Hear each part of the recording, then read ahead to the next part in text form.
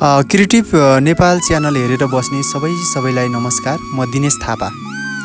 आज पर्न गएको विशेष दिन प्रेम दिवस तथा वसन्त पञ्चमी सरस्वती पूजाको दिन फागुन 2 गते एका बिहानै हुम्ला जिल्लाको सदरमुकाम सिमीकोट स्थित रहेको धार्मिक तथा पर्यटकीय स्थल मन्दिरमा दर्शन गर्ने क्रममा यहाँको प्राकृतिक रमणीय दृश्यले मलाई साह्रै प्रभावित पारी एउटा सम्झना स्वरूप भिडियो क्यामेरामा कैद गरी हजुरहरू सामु देखाउँदैछु।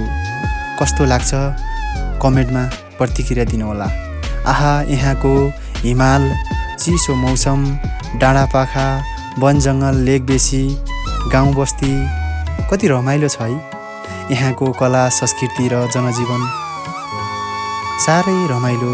देख्दा हेरिरहँ, सोधिरहँ र रमाइराख्न मन लाग्छ।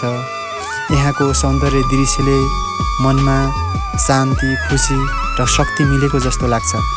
मैले त यहाँ बसेर लगभग 15-20 मिनट त यहाँ मजाले बसेर यहाँको दृश्यलाई अवलोकन गरेँ। मनमा एकदम शान्तिको महसुस भएको छ।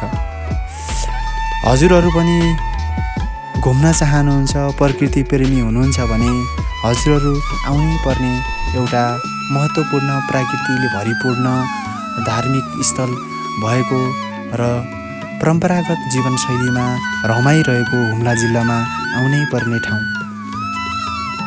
हजुरहरू पनि आउनुहोस् है घुम्नलाई। एकदम रमाइलो छ हुम्ला जिल्ला। आजलाई यो भिडियो म यति नै बनाएँ यहाँको दृश्यहरूलाई देखाउँदै। हजुरहरूलाई यस्तै भिडियोहरू म ल्याउने तयारीमा छु। यस्तो भिडियोहरू तपाईँलाई मनपर्छ भने लाइक, सेयर र सब्सक्राइब गरी सबै सामु पुर्याइदिनु होला र सपोर्ट गर्नुहोला। धन्यवाद, नमस्कार।